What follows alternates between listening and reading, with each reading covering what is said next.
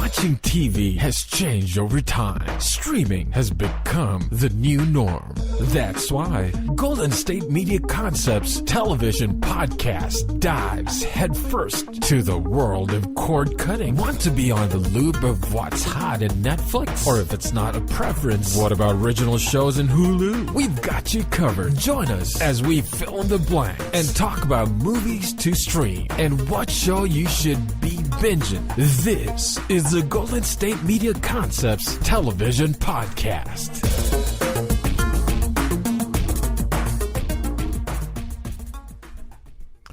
Greetings, good people of the planet Earth and the known universe.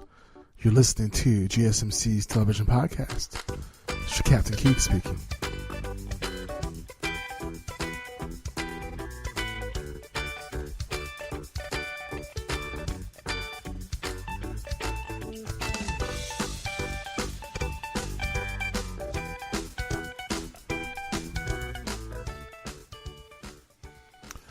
And on today's television podcast, we're going to talk about a new series I got turned on to over this past weekend. It's a Hulu original series called The Bisexual. So, also, we'll discuss 10 Star Season 2 off of Amazon Prime and Game of Thrones Season 8. The first episode of Season 8 aired this past Sunday. So we'll speak about that as well. All right. So let's get to it. So we'll start off with, I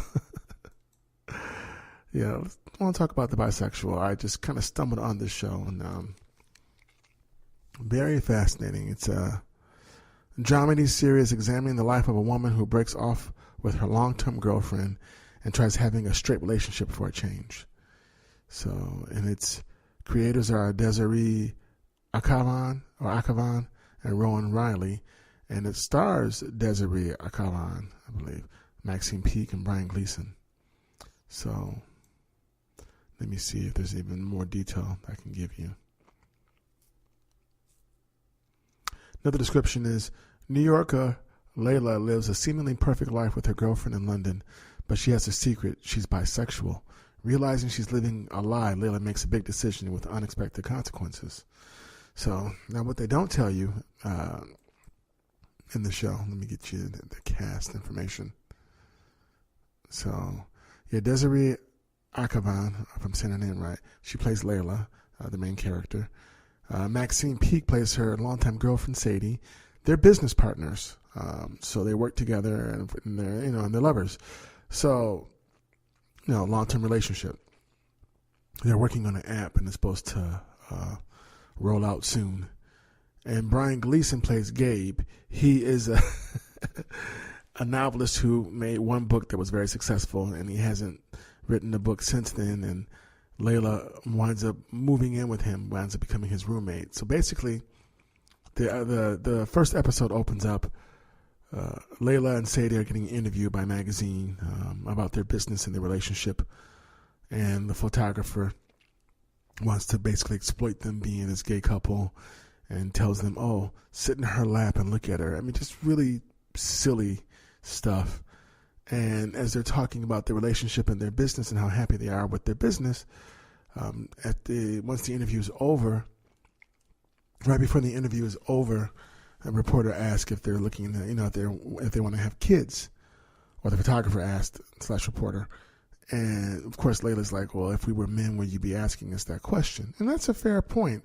It's just like, why is it that whenever you see, women in business or in entertainment, you ask them once they're married or if they're getting married if they're going to have kids, but you never ask men that question. So yeah, there's like a double standard, and that can be very sexist. I get that. So it was interesting that they kind of opened up with that. So Sadie makes a suggestion about that, and Layla doesn't say anything. So once that interview and that photo shoot's done, it's going to be for a business magazine promoting their new app and their business and their lifestyle.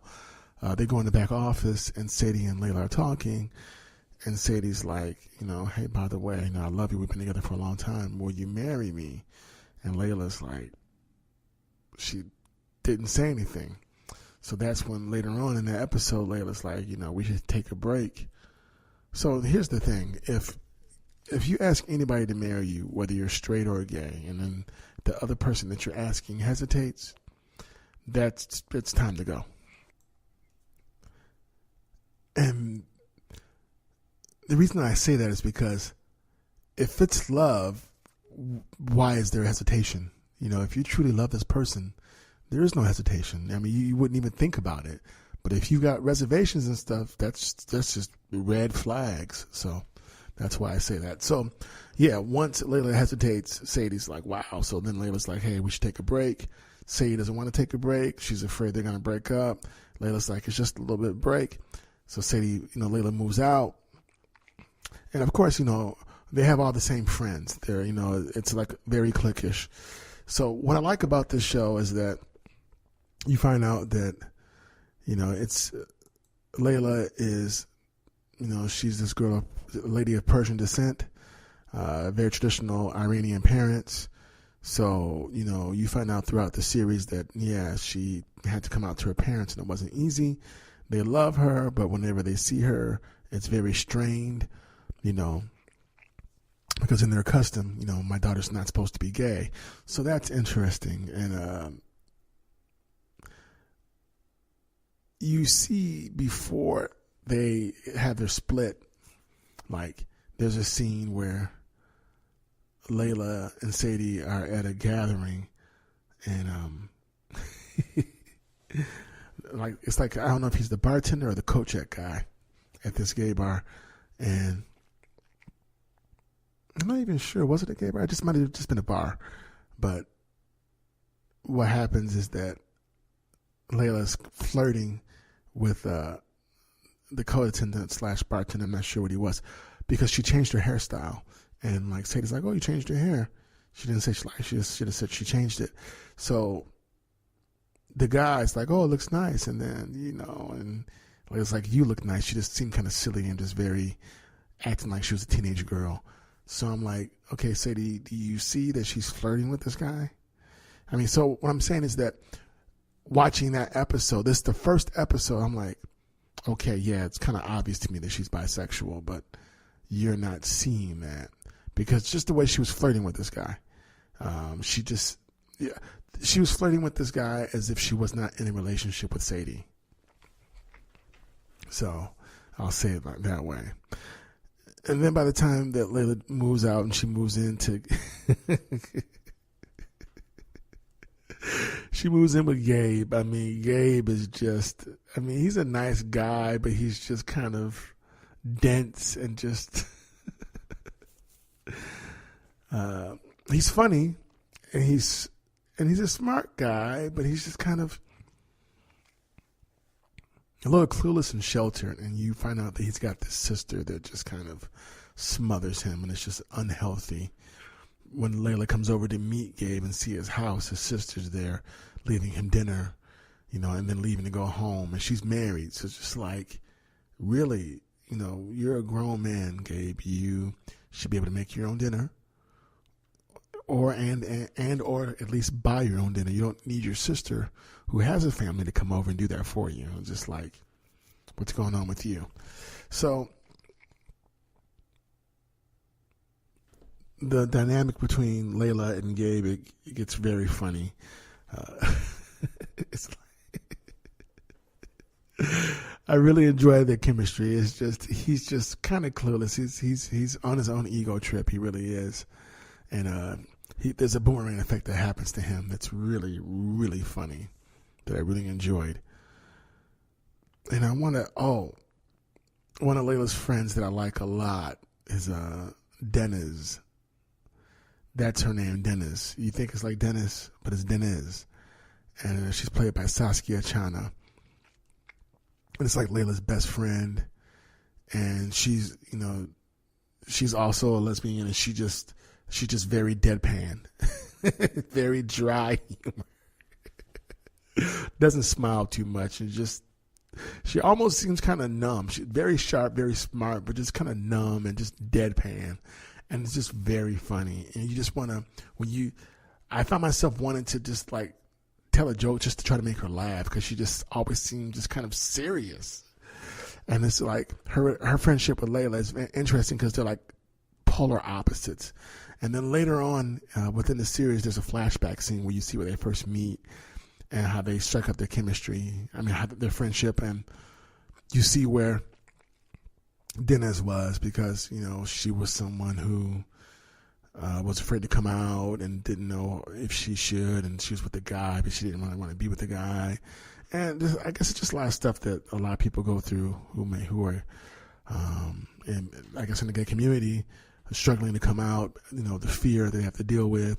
So very enlightening, very informative, funny and charming. All of it. This show is really great. I like it a lot. I just started binge watching. I couldn't stop. The humor is funny. It's dark, but it's not too dark. And then, there's some obvious things going on with the characters. And, even when Layla's not being sure of herself or maybe feeling insecure about some things, she, it seems like Gabe is someone who needs, so Gabe is stuck in his own bubble. He's writing for different, he's writing for he's writing reviews and he's writing for other people, but he hasn't written a book since his first one. And you don't quite know why until later on in the season. You find out, and it has a lot to do with his sister. When we first see his sister, we think, oh, okay, so she's the normal one and he's a mess. Well, you find out that they're both just a mess, and that she has aided in his dysfunction, that they're kind of codependent, and that she just smothers him and he's afraid to say anything. And there's a real pivotal scene in a flashback where you see Gabe's book gets discovered. The woman, this lady who wants to publish it, she works for this publishing company. She falls for Gabe. She wants to be with Gabe. And they make these plans, and Gabe tells his sister, and she just freaks out on him. And then you find out basically that was a real bad turning point for him. But, so Gabe has been teaching at a university too. I forgot to mention that. So he's been teaching. So he sleeps with one of his students. And the next day, you see them in bed, and he's looking at her, and he's trying to figure out how he's going to get rid of her, or that's what he wants to do. He wants to let her down easy. So Gabe is full of himself. He thinks he's got all the answers. He thinks it and he doesn't, or he thinks he knows. He thinks he knows what he's doing, but he can't kind of see past his own ego. So Francesca is the student that he's sleeping with, and when he goes to tell her that, hey, you're a nice girl, but it's not going to work, she's played by Michelle Guillot, if I'm saying her name right. She tells him, hey, you know what? You're right. It's not going to work. I don't see it having a relationship with you. And she turns around and goes back to bed. And he's looking like, what did he mean? So it's funny. It's the boomerang effect. He tries to let her down and tries to be classy about him. I don't see this working, but I think you're great. In another world, this could work. Just a real bullcrap line that guys will use. But she's like, that's cool. I'm not tripping, basically. She's like, no, it wouldn't work. So once she does that to Gabe, then he's all in. Now he wants her. Now, because she spurned him, because she's like, no, I don't want to be with you. I'm just still here because I'm sleepy, basically. And then you find out that she's 23 and Gabe is in his 40s. And you're like, what are you doing? And Layla tries to tell him in a nice way. She tries to drop some passive aggressive hints that he doesn't catch. And it's just that whole situation gets interesting and really twisted and involved. And then, because Layla was in control, Layla left Sadie, and she's thinking, oh, I feel a little bit guilty, but I need to do this. She doesn't think that Sadie might be able to do her own thing. So she comes over to see Sadie, thinking that Sadie's being a spinster and being all alone. And she finds that Sadie has slept with one of their coworkers, Ruby, a young, attractive, woman. And, you can see Layla just spinning when she sees it. Because Layla shows up with Dennis. So when Layla sees, Sadie and Ruby are in bed, sleep naked, so they don't hear Layla come into the flat or the other house. So, well, I'll tell you what happens after this break. Want to know the latest and hottest music hitting the airwaves? Don't be left out. Listen to the Golden State Media Concepts Music Podcast. Keith keeps you on the loop with everything you need to know from pop, rock, hip-hop, and the top 40. And we'll throw in news of your favorite artists, concert and tour dates, and so much more. Listen no further, because this is the gold standard in music podcast.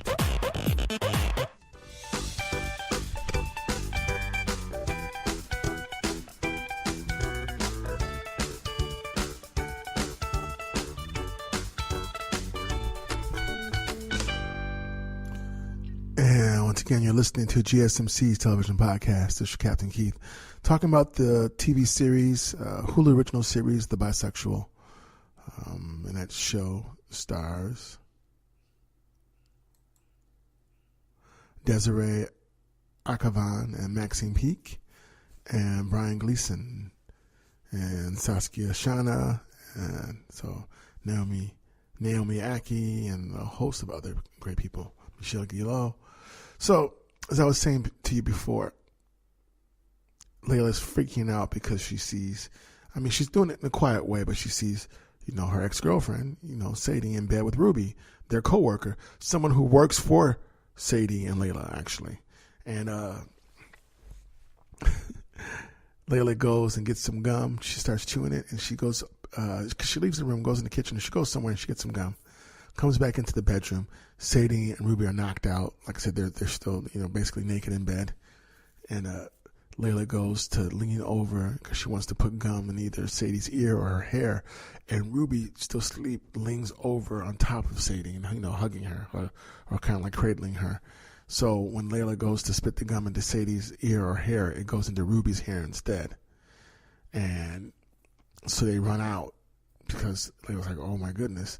So Layla is, I can't remember if she's with Dennis or Gabe. I think she's with Dennis. But she walks, she leaves the house or the flat, and she's walking down the sidewalk, and she says, oh my God, I can't believe I just spit gum into a black woman's hair. I'm going to go to hell for this. And just her saying that was just kind of funny because she thought it was okay to do it in her girlfriend's hair, but not in Ruby's hair, because Ruby has all this beautiful black hair. So the next day at work, you see, Layla sees Sadie. Sadie doesn't know that Layla was there.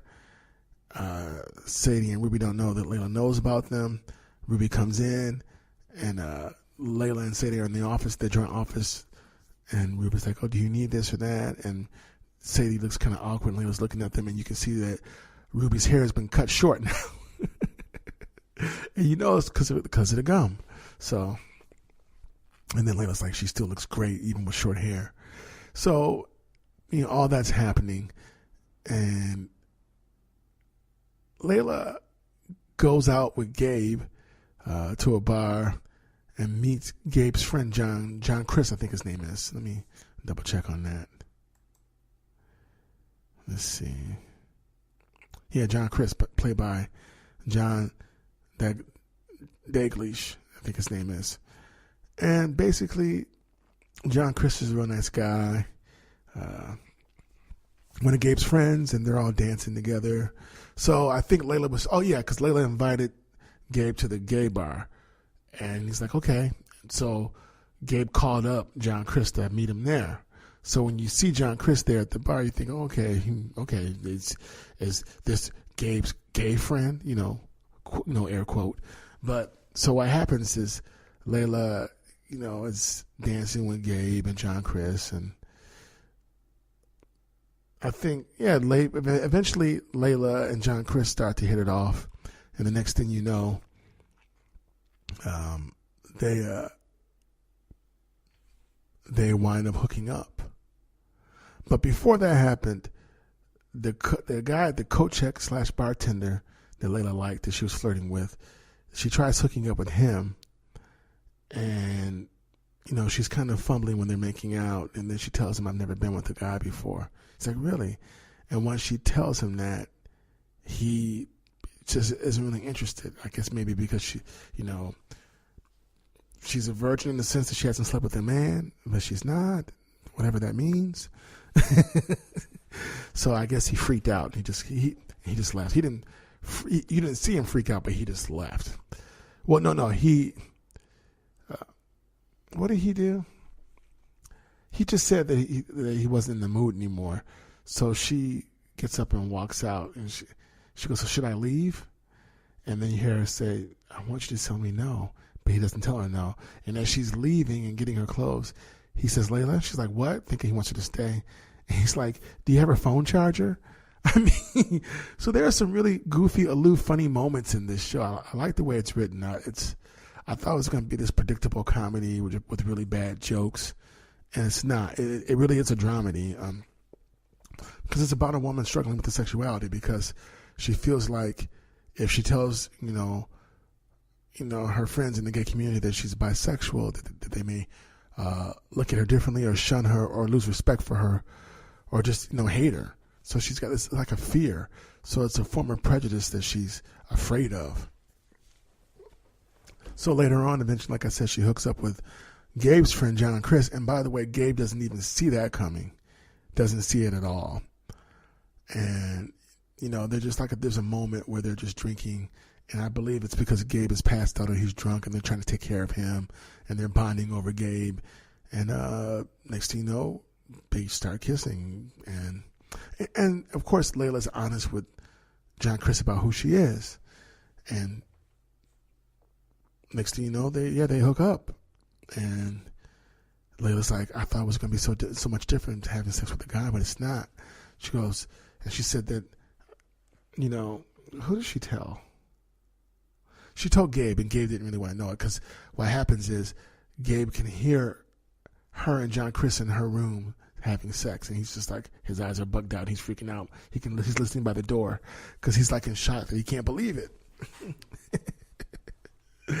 So, he tells Layla, so what, are you gay? He goes, are you straight now? She's like, no. He goes, are you bisexual? And then there's this whole conversation that she has with him about how she doesn't like that word and the negative connotation that bisexual can mean. But that's also a conversation actually that she's having with Francesca, who winds up being Gabe's girlfriend, the young student that all of a sudden he has the hots for now because she's not interested in him. I mean, it's Gabe winds up being the one who's predictable. Totally.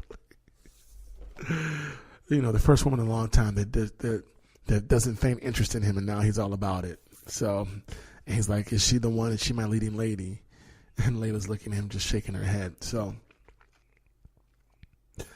basically, Layla says to him, and he doesn't really want to hear it, Gabe, but he's like, oh yeah, I thought sex was going to be different with the guy, but it's not. It's great, and just different smells. He smells like my dad, but sexier. It's just interesting when she said that. It's like, oh, interesting. But she just really enjoyed the intimacy that John, Chris, and her were having. So it's just, so she's discovering herself, but she doesn't want anybody to know. So she's kind of like keeping on the low. And John Chris is real mellow about it. He's like, okay. And he's really into her. And Gabe's like, do you know it's been 10 years since he had a girlfriend that he was intimate with? And Layla's like, no, I didn't know that. So Gabe was like letting Layla know, hey, be gentle. He's a sweet, sensitive guy. So I'm enjoying all these different dynamics that you see, because traditionally you see, the lady, she's the sensitive one, and the guy, he's the mean jerk. Or he's the one who's kind of self-involved. And this show is like just smashing, it's showing stereotypes and smashing them at the same time. So it's really cool to watch in that regard. And then there's, more twists and turns. Eventually Sadie finds out that Layla has been sleeping with this guy, and she feels so betrayed, because now she's like, how long have you been doing this? Have you been living a lie or what? So, and it's just it's not that at all. You know, when I'm watching the show, I'm just thinking to myself, well, Sadie, you're just not really paying attention. And you guys have been together for a long time, and it's easy to get complacent with each other and not talk about things and not talk about what you want. So, but things get crazier and crazier. And as I said before, there's some flashback scenes, and you understand what's going on with Gabe, and you get to see why he's a little emotionally stunted. He's not a bad guy. He's just he's just a little clueless. He just needs to ask more questions, and he needs to be more honest about the things he doesn't know. And I feel like Layla needs to be more direct with him. And then by the end of this season, because I watched the whole season, by the end of the season, Layla and Gabe definitely bond more, and I feel like Layla feels more comfortable being more direct with Gabe and calling him out on things. And I like that. But I like their chemistry a lot. And it gets to a point where Layla's like, you know, when she sees Sadie with Ruby, she's jealous. But you're the one who wanted the break because you're discovering yourself, but you weren't honest with Sadie about why you're discovering yourself and about why you didn't want to get married. And Sadie still wants to have children, so she's thinking about that. And then there's tension at work because they broke up after this great article comes out about their business and their relationship. So all of their workers are kind of walking on eggshells. Very interesting. And then, you know, there's Dennis. You know, she's deadpan. And, you know, what makes her tick? Why is she so deadpan? She's a great character. I like her a lot. Her humor is hilarious. She's funny. The flashback scene watching her was interesting because you got to see who she was before she came out. And you can see how Layla played a pivotal role in her coming out and how at ease Layla was with being gay and talking about what it was like when she came out. And then you flip back to the present, how Layla is trying to, now she's struggling with being bisexual. So it's a good show. I can't wait for season 2. My only complaint with this show is that it's only like 6 or 8 episodes. I think 6. I wanted more. So I'm looking forward to a season 2. Great show. It's called The Bisexual. It's on Hulu. It's a Hulu original series. So check it out if you get a chance. And now, 10-star Amazon Prime original series, season 2, starring Tim Roth. So we've already talked about season 1. Season 2 came out a few weeks ago. I just started watching it. Love it. So getting back to the description of what's going on with this show again, ex-undercover UK cop turned police chief of a small town in the Canadian Rockies does what he must to defend his family from those in power, whether it's the oil man, the preachers, or the gangsters. So that's a brief synopsis of like season 1. By the time we get to season 2, things have gotten really crazy and bad for Tim Roth's character, Jim Worth, aka Jack. His wife is Genevieve O'Reilly. She plays Angela Worth, and their daughter is Anna Worth, played by Abigail Lowry. So by the time you get to season 2, some crazy things have happened, really crazy. So basically, I'm going to talk about that because there's been plenty of time for you to see all this already. So you could say it's a spoiler, but it's not a spoiler because you should have seen. I already told you about the show, season 1. So I'm just going to get into what's going on in season 2. Basically, season 2 opens up. They're on top of the mountain still.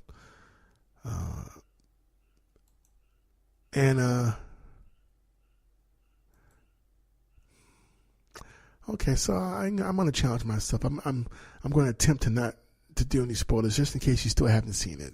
Just in case you still need convincing to watch this TV show on Amazon Prime. So Jim Worth, a.k.a. Jack, Jack's his alter ego when he's drunk. He's on top of this snow mountain with his wife, Angela, and their daughter, Anna, and Whitey. So we're going to get into it now. On top of that snow mountain. So Jim, a.k.a. Jack, his wife Angela, and then his daughter Anna.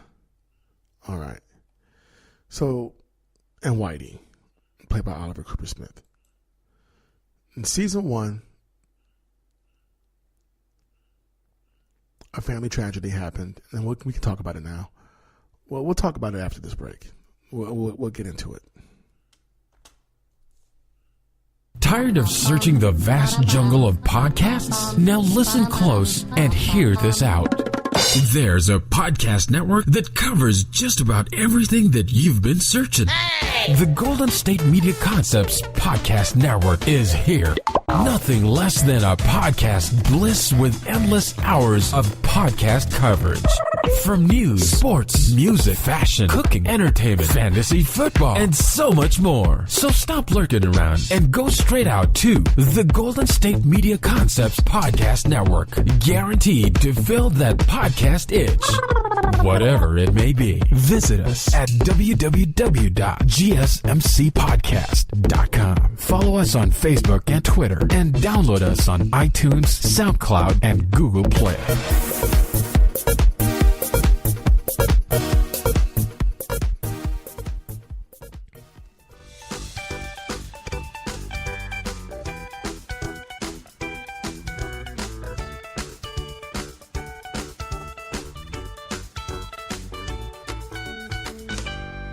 And once again, you're listening to GSMC's television podcast. This is your Captain Key speaking, talking about the series 10 Star off of Amazon Prime, Season 2.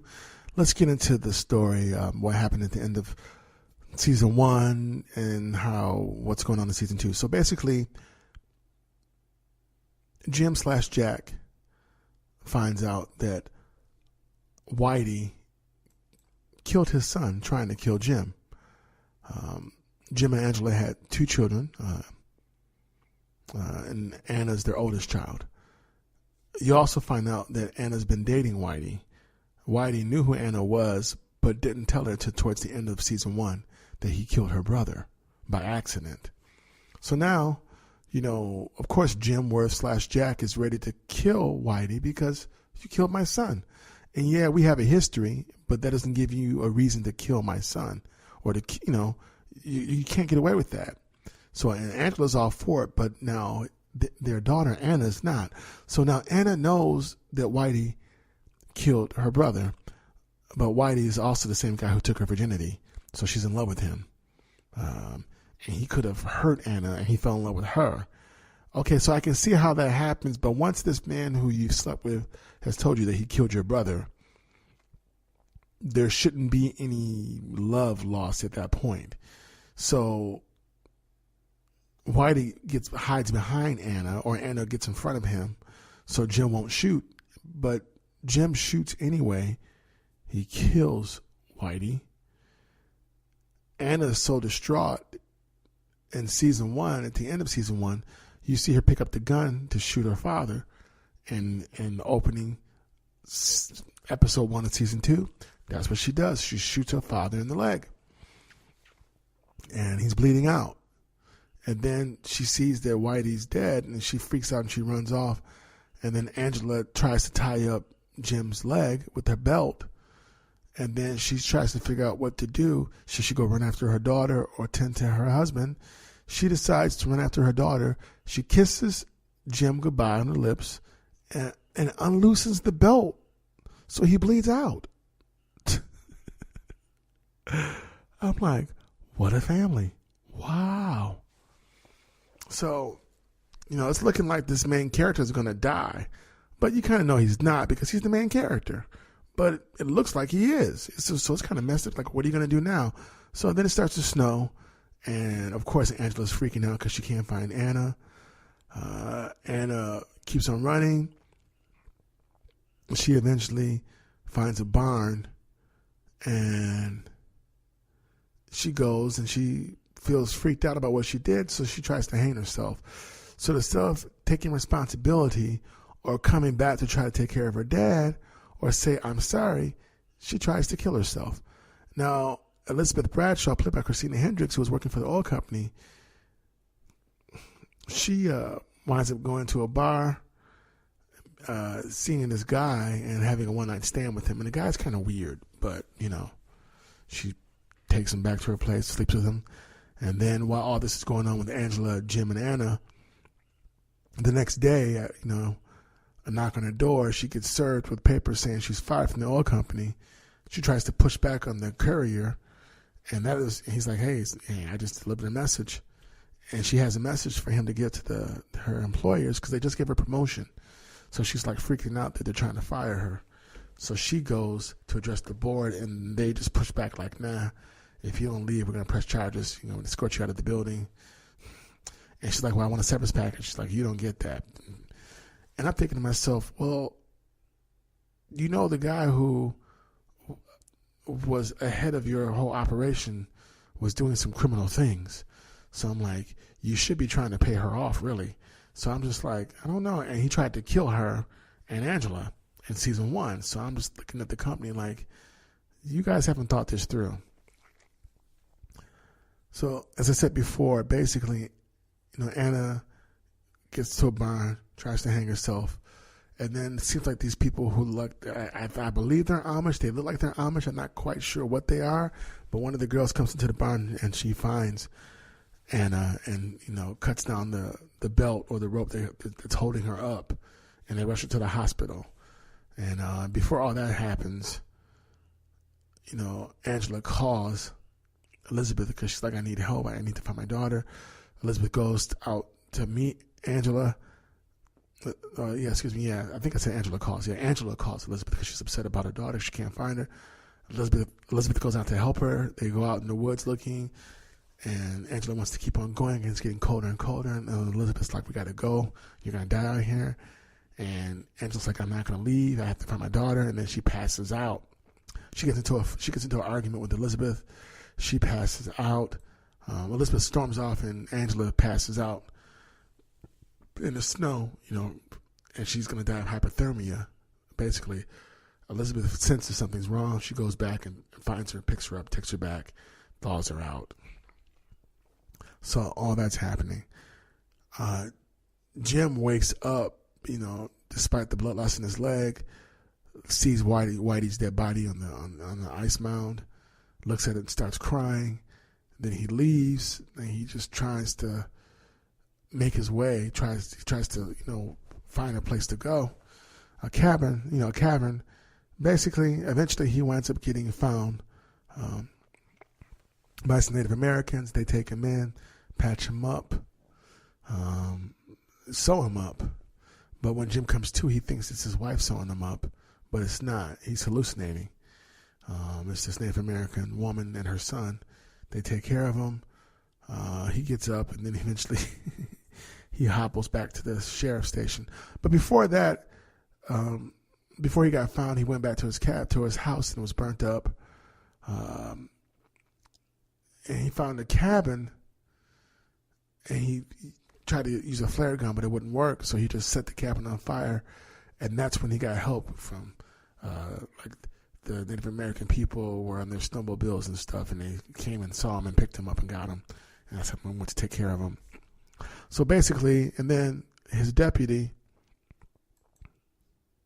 she's like, Constable Denise Menahick.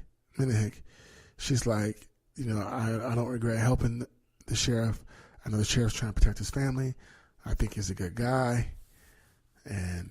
But I'm kind of conflicted because, he broke I buried evidence to help him break the law. What should I do? She goes to talk to her dad about it.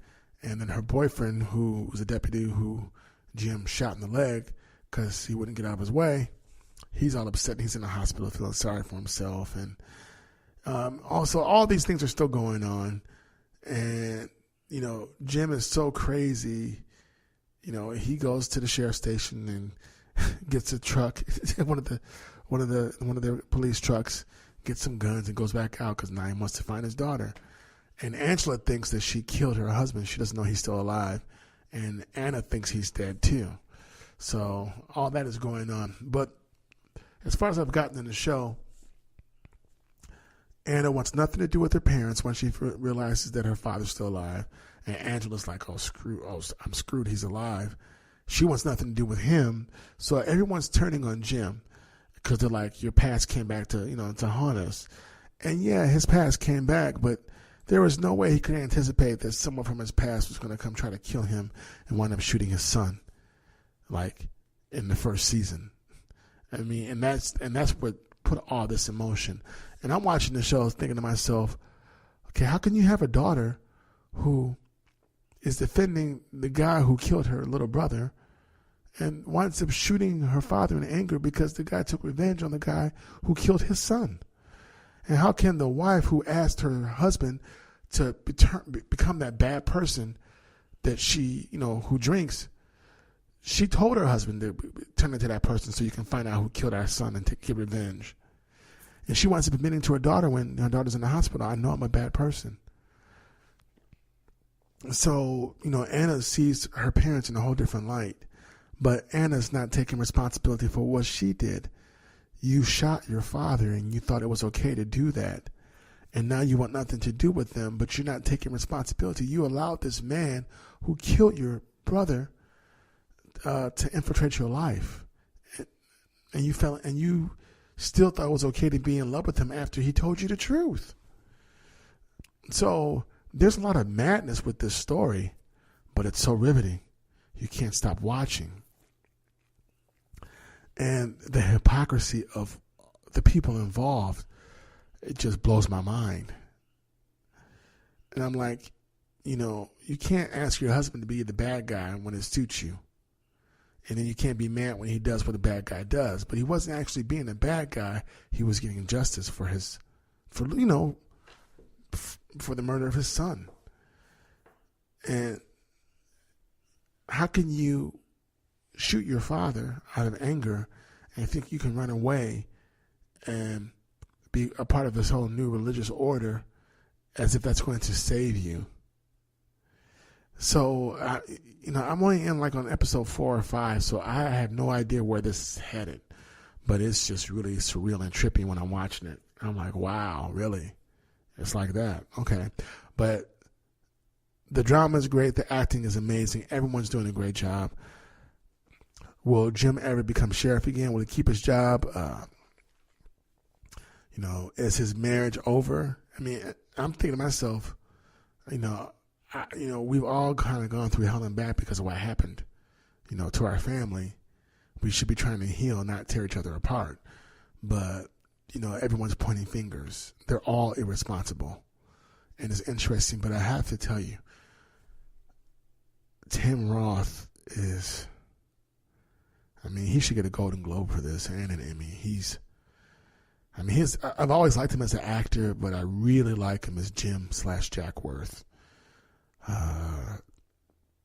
The depths of depravity that he'll go to get what he wants.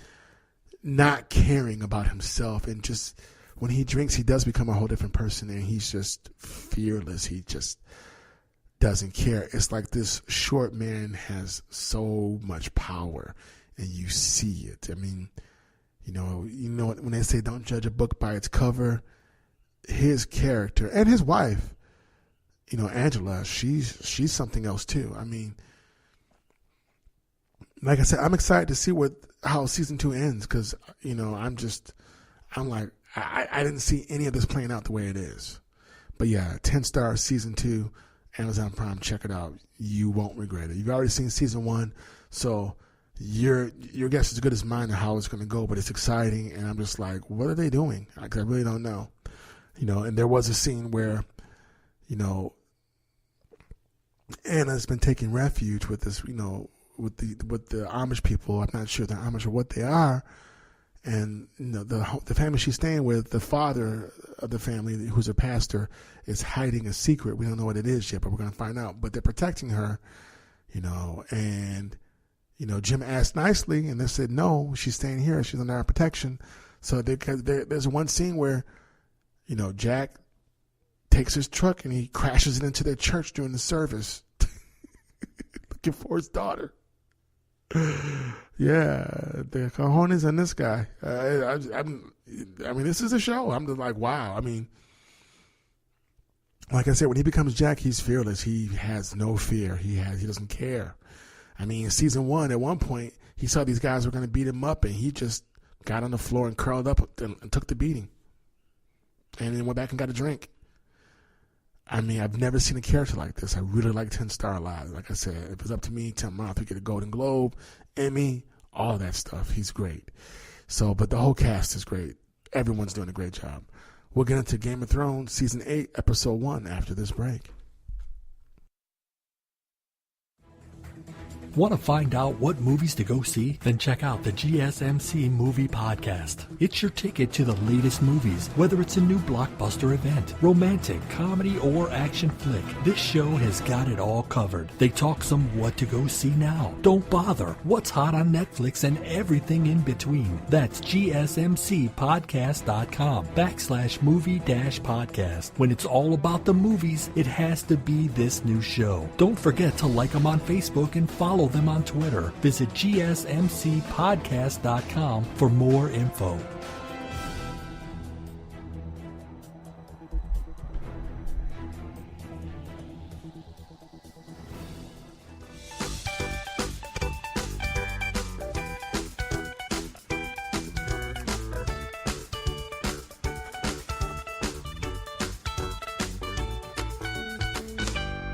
And we're back. Once again, you're listening to Golden State Media Concepts television podcast. This is Captain Keith. And let's talk about Game of Thrones. Season 8. A year later, we finally get the first episode. And by the way, I love how HBO let everybody watch it for free last weekend. And then come Monday morning, to make you want to buy it. I love it. I was cracking up. So, Season 8. Where do we start? In Season 7, we found out that Jon Snow is Aegon Targaryen. He doesn't even know it. All his life, he was told that he was the bastard son of Eddard Stark. But we find out that, yeah, he's Stark, just not the way everyone thought. And his brother, Brian, who was the three-eyed raven, he saw it in in Season 7. He saw the flashback. He saw the vision. He saw what happened. We find out that basically Robert Baratheon, the king, he lied to start a war because he was in love with Eddard Stark's sister. He claimed that Rhaegar Targaryen kidnapped Eddard Stark's sister, raped her, and that's what started the whole rebellion, but that wasn't the case at all. So in episode 1, Jon Snow and Daenerys Khaleesi arrive in Winterfell and are met with skepticism by Sansa. Sam learns about the fate of his family, and Cersei gives Euron the reward he aims for. And Theon follows his heart. So that's Theon Greyjoy, I believe. So let me double check on that. Yep, Theon Greyjoy. So basically what happens is that Sansa's the lady, Sansa Stark is the lady of Winterfell. She's the older sister. Arya's still there. And Arya and Jon Snow haven't seen each other yet. And Jon and Daenerys have grown closer. They arrive in Winterfell, and Sansa greets her in the proper way that she's supposed to. But you can tell that Sansa doesn't care for Daenerys. But I don't know if it's because she's jealous and she doesn't want her for her brother or what. And then, so there's a meeting, they hold court. Sansa's at the table, Jon's at the table, Daenerys is at the table. And they're like, his subjects are like, they're talking about their plan on how to protect Winterfell from the White Walkers. And then the subjects in the different families who have gotten behind Jon Snow to make him the king of the North, they're upset because they're like, you gave up you bent the knee to make her queen and gave up your kingdom. We don't know this woman. And Jon tells them, well, the people of the North are not that trusting. It's going to take some time. It's because Daenerys is like, they're polite, but I can tell them, they don't like me, but they don't know her. And Sansa is polite, but you can tell she's just not, she doesn't want to, she didn't give her a hug or nothing. She was just very formal and polite. she did all that she was supposed to do as the Lady of Winterfell. And, Arya, that's not really her thing. She's an assassin. She's a warrior. She has no interest in being the Lady of Winterfell. And you see Sansa and Arya bonding. They have mutual love and respect for each other. Arya feels like Sansa's the smartest person she knows, and Sansa feels like Arya is the strongest person she knows. So when when Daenerys' court gets there, Sansa hasn't seen Tyrion Lannister in a long time. He's the hand of the queen. They talk, and Sansa's like, "So I heard you went to see Cersei." He's like, "Yeah, I did." And she's supposed to bring her troops to fight against at the wall. And Tyrion's like, "Yes." And Sansa says, "You were always kind to me." And Tyrion's like, "Well, you can imagine how rough it was for me after my wife had just fled." And Sansa apologizes about that. But when Sansa talks about Cersei and her troops, Sansa looks at Tyrion. She says, "I used to think that you were the wisest man I knew." And she walks away. That was her passive-aggressive way of saying that, because Sansa says, "You believe Cersei?" He's like, "Yes." And that's when Sansa says to Tyrion, "Yeah, I used to think that you were the wisest man in the world." And she walks away. That was her passive-aggressive way of telling Tyrion, "You're being an idiot right now. Your sister lied to you. There's no way she's going to help us." So Tyrion figures out, wow, my ex-wife here has grown, and she's very intelligent, and she's a lot smarter than people think she is. And Sansa is. She knows. Sansa was very observant. She knows how Cersei gets down for the most part. So that happens. You get to see Daenerys and Jon grow closer together. And like I said, people are frustrated with Jon because he gave up being the king of the North for Daenerys, as queen. And then Jon tells them, "Look, if we don't win this war, it doesn't matter who's king or queen. We'll all be dead." So he has to get them on the same page. Like, "I need for you to trust me." And he tells Sansa that because Sansa's upset because, she was very proud that her brother was the king of the North. He's the only, Jon is abled. Bran can't walk, but he's the three-eyed raven, and he is older now, and he can, he has a different type of power. So,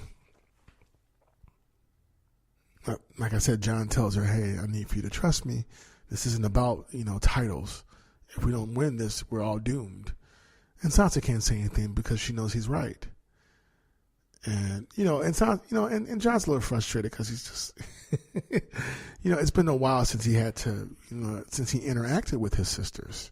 Because Daenerys is like, "Your sister Sansa doesn't like me." And Jon's like, "Hey, when I was younger, she didn't like me either." So that was kind of funny. That was such a brotherly thing to say. And then, Arya kind of sneaks up on Jon, and they see each other and they embrace. And, but Arya's like, you were dead. He goes, "Yes, I was." And, they embrace, and then she shows him her weapons and her sword, and they compare weapons, and they bond that way. And then there's a scene where Arya runs into Robert Baratheon's last surviving son, who's basically considered a bastard. He's illegitimate. He wants nothing to do with with being king. And if people find out who he was, they would try to kill him, actually. It's kind of interesting. His name is Gendry. So, yeah, he's the bastard son of Robert Baratheon. And like I said, he wants nothing to do with with being king or claiming the throne. So, and for the longest time, he didn't even know about it until he was introduced to Stannis, and Stannis was going to try to kill him and take his blood. It's kind of crazy. So yeah, it was a cute moment watching Arya and Gendry flirt with each other in this episode. So that might be something that happens. They may wind up together. Don't know yet because don't know how this season's going to end. So we're all still like, wow. Now it was also cool too because, like I said before, Jon Snow and Daenerys were getting closer, and there's a point where Daenerys is told from her people that the dragons are barely eating. They don't like the cold weather in Winterfell, so she takes the dragons. She flies off with the dragons to take them somewhere warmer so they can feel better, maybe get some food.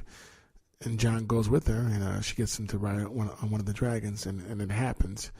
So Daenerys thinks that he's able to ride the dragons because, she's their mother, and they're going to do what she says. That's a part of it. But what she doesn't realize is that it seems like it's also because he's a Targaryen and it's in their blood. But she doesn't know this yet. Neither does Jon Snow. So Bran runs into Jon's best friend, who is Sam. And Bran tells Sam the truth. He's like, look, Jon needs to know that he's a Targaryen and that he is not my brother. He's my cousin. He is a Stark. He's my aunt's son with Rhaegar Targaryen, and that Robert Baratheon lied to start a war.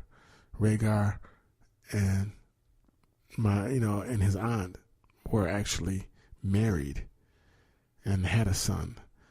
And Sam was in shock, but he knew it to be true because he saw the paperwork that was hidden from a different priest at the temple.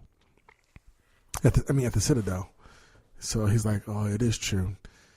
And Sam was like, you have to tell him. And Bran's like, no, you're his best friend. You're the only one he trusts. If you tell him, he'll know it to be true. So when Jon finally sees Sam and they embrace and they talk, Sam is like, I have to tell you something. And Jon's like, what? He's like, you were always meant to be king. Why did you bend the knee? He goes, I don't want to be king. And then Sam's like, you were always meant to be king of all seven realms. Jon turns around like, what? He goes, because Jon's thinking, oh, you're talking about just being king of the north, whatever. He's like, no. He's like, no. Basically, he's like, no, you were meant to be more. And that's when Sam tells Jon, your true name is Aegon Targaryen. He's like, Eddard Stark is not your father. His sister was your mother, and she was married to Rhaegar. And Jon looks at him. He's like, yes, it's true. He goes, you tell me the man who I loved all my life, who I caught my father, lied to me? And then Sam says, he lied to protect you. If Robert Baratheon knew that you existed, he would have killed you as a baby. Jon couldn't say anything. He says, you are the true heir to all seven realms. Your real name is Aegon Targaryen. And Jon's like, whoa. And he goes, you are the true ruler. You are the true heir. He says, you stepped down for Daenerys, but will she step down for you? So Jon is like, whoa. He just found out that he's been sleeping with his aunt, and now he's got to tell her, by the way, I'm a Targaryen and I'm the true heir because I'm Rhaegar's son, so the throne should be mine. So now he finally knows the truth. And then there's a moment where Jaime Lannister finally gets to Winterfell. So Jaime wanted to bring the troops, and Cersei's like, no. And he goes anyway because he's trying to be a man of his word. We've seen Jaime Lannister evolve over these past seasons. When we first saw him in the first season, he's a real jerk. I mean, this guy sleeping with his twin sister, having kids with her behind her husband's back. Creepy. He pushed a guy out of a tower, and the boy became paralyzed. So, and that's Bran, Stark, who's the three-eyed raven now. So all that's going on. So what's cool is the episode ends with Jaime Lannister getting to Winterfell. And as he looks over his right-hand shoulder, he sees Bran Stark sitting, in a chair, fully grown, but just laying there looking. And Jaime can't tell if Bran is looking at him or just looking outward. But the look on Jaime's face is if he's seen a ghost because his past has come back to haunt him because he pushed that boy out that window. And there's the reason why he's paralyzed. Because, he didn't want anybody to know that he was sleeping with his sister because Robert Baratheon would have killed him. And and I feel like, in a sense, Robert Baratheon kind of knew that those kids weren't his, but he didn't care. I mean, there's no proof of that, but He said before he died that he didn't really have any affection towards Joffrey. And why would he? Joffrey wasn't his son. And so the show's getting really good. That was just the first episode. And the previews, Daenerys comes face to face with Jaime Lannister, who's also known as the Kingslayer. He killed her father, stabbed him in the back while he was sitting in the throne. And that's how Robert Baratheon became king. So it's going to be interesting to see, does Jaime survive this? Does Daenerys have him killed? Oh, and also Tyrion's best friend, and I believe his name is Bronn, and not Bran, it's Bronn, gets petitioned by Cersei's right hand, and his right hand tells Bronn, hey, once this war is over with the White Walkers, if Queen Cersei's two brothers are still alive, we want you to kill them. And using this crossbow, there's irony in it, and there's money in it for you. So basically, Cersei, now wants to kill both her brothers. So I'm like, can you be any more evil, lady? Your one brother is also your baby daddy, and your other brother, he's your brother. They're both your brothers. It's just like, wow, is there no end to her evilness? And the right hand also told Cersei, oh, the White Walkers broke through the wall, because there's a scene where you see them breaking through the Night's Watch. So it's about to go down. So season 8, Game of Thrones. We're going to get a shorter season, but they're going to be episodes that are like 90 minutes and 2 hours long and stuff. So don't know when that's going to happen, but it's going to happen very soon. Good people of the planet Earth, you've been listening to GSMC television podcast. The Bisexual on Hulu, excellent show. 10-star, Amazon Prime Season 2, excellent show. Game of Thrones, HBO, Season 8, excellent show. And on that note, I do have to tell you something. Good people of the planet Earth and the known universe, it's been a pleasure, but this is my last podcast. I have to say goodbye. I'm leaving. I've enjoyed doing this for the past year. It's been great to be back here at Golden State Media Concepts. I've had so much fun. I've learned so much more about myself and the joys of podcasting. And just, when I first started podcasting with Golden State Media Concepts, I had different co-hosts. So I wasn't doing it on my own. And this time around, it's just been great.